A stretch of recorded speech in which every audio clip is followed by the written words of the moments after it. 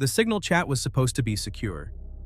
Inside Trump's national security circle, it was where high-level strategy met off-the-record honesty. No press, no spin, just raw updates. But last week, that illusion shattered. Someone had invited a journalist into the chat. Not by accident, by choice. And now the press was circling like bloodhounds. Inside a private room at Trump campaign headquarters, Vice President J.D. Vance stood beside the president's lead comms advisor, flipping through a stack of morning headlines. Chaos in the chat room. Signal leak raises new questions about Trump's inner circle. Is the national security team cracking? They all missed the point. That's what Vance told himself. A junior staffer entered the room. Press is demanding a statement. CNN just asked if there'll be firings. Vance didn't look up. Of course they did. He stepped into the hallway, walking past aides glued to phones, laptops, and muted cable news feeds. The White House had seen scandals before, but this one was different. It wasn't about what had been said, it was about who had been listening. Downstairs, in the press bullpen, cameras were already rolling.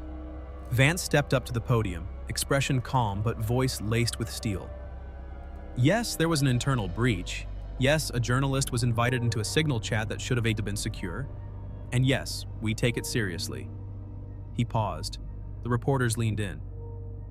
But I have to say, he continued, the American media's obsession with this Signal chat scandal is fascinating. Click. Cameras snapped. Because I remember another leak, 4 years ago. Only it didn't involve chat logs, it involved blood. 13 American service members dead in Afghanistan. $80 billion in military equipment handed to the Taliban. And do you remember what the press said then? Silence. Vance's tone sharpened. They ran cover. For weeks, months. Not one general was fired. Not one serious internal investigation. No primetime outrage. And now you want the president to fire someone over a chat message? His voice didn't rise, but the temperature in the room did. If you think you're going to force President Trump to sack his national security team over a Signal leak, I've got bad news for you. He leaned in slightly, eyes locked. You're not. And with that, he stepped back. No questions. No spin. Just impact. And in that moment, the story changed, from a leak to a line in the sand. By the time the lunchtime shows began, the headlines had changed. It was no longer about a Signal chat. It was about the man who stood at the podium and flipped the story with barely more than a sentence. Vice President J.D. Vance hadn't raised his voice. He didn't call names. He just reminded America of something it had been told to forget. 13 soldiers, $80 billion in military gear. A war exit so catastrophic it felt like surrender dressed as strategy, and not one person held responsible. At Trump headquarters in Palm Beach, the team watched the media scramble. Cable networks tried to pivot, but the clip had already gone viral. Not the leak, not the chat, the calm, the cut-through, the reminder.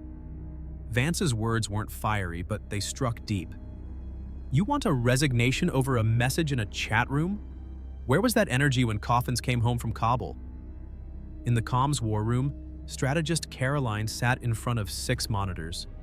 She wasn't smiling. She was tracking. You see this? She said, pointing at one screen. Look at how fast the Afghanistan conversation is climbing. It's not about defense, it's about contrast. Younger staffers were stunned. One asked, should we pivot back to the leak? Caroline didn't even turn around. No, we stay where the people are, and right now they're not talking about Signal. They're talking about silence, the kind that cost lives. Meanwhile, Trump himself had been watching quietly from his office. The video played on loop, no sound, just images.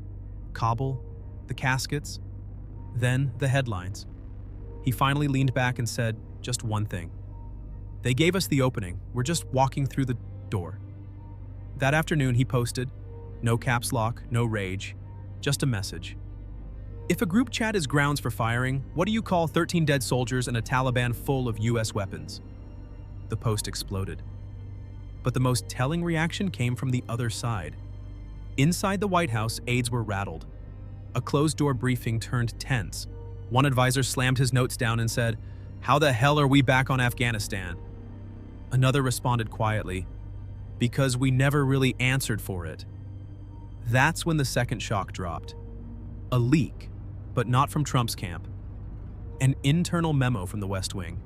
Emails discussing how to recenter the narrative and minimize Afghanistan mentions in all public-facing messaging. The emails were cold, clinical, and devastating. Suddenly, #Signalgate wasn't about Trump's team. It was about Washington's memory, or lack of it. And in that moment, the American people weren't asking who sent the message. They were asking, why did they stop asking the hard questions? The White House didn't panic, at least not on camera.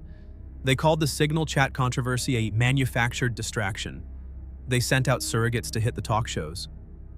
Words like context, bad faith, and right-wing deflection filled the airwaves like smoke in a theater. But no one was watching the stage anymore. The audience had turned.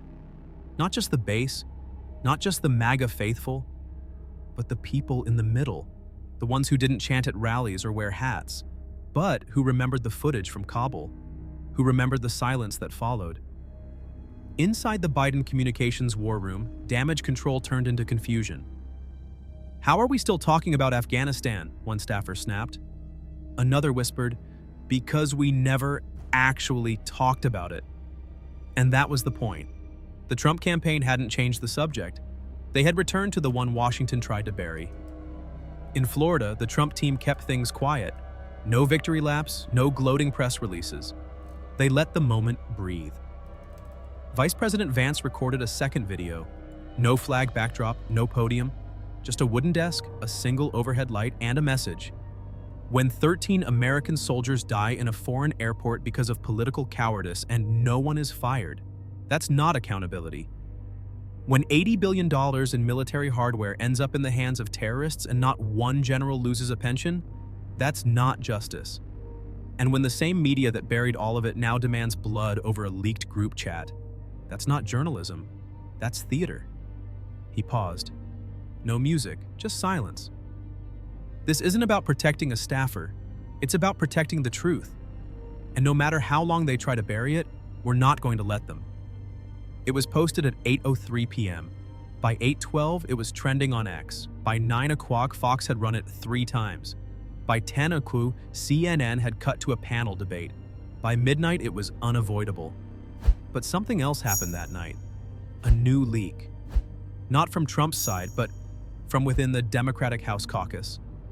A memo, circulated privately, titled BC, Vulnerability Mapping Afghanistan Mentions in Current Media. The document didn't deny the problem. It outlined it. Lines like, avoid direct references unless prompted and pivot to domestic wins immediately. Someone leaked it, and the timing couldn't have been worse. Now, the narrative wasn't just about the chat. It was about priorities. It was about memory, and about what Washington protects and what it ignores. The next morning, the New York Times ran a careful, hedging headline. White House faces renewed scrutiny over past military decisions amid new messaging battle. Translation, the story had slipped out of their hands. By noon, 3 Democratic congressmen had canceled media appearances. One issued a vague statement calling for focus and discipline. Another went quiet altogether. And the same press that had screamed for resignations now found themselves muted. Because it wasn't just about the leak anymore, it was about what that leak had exposed. When the White House tried to flip the script, they learned the hardest truth in politics. You can't control the story if the people don't believe your voice anymore.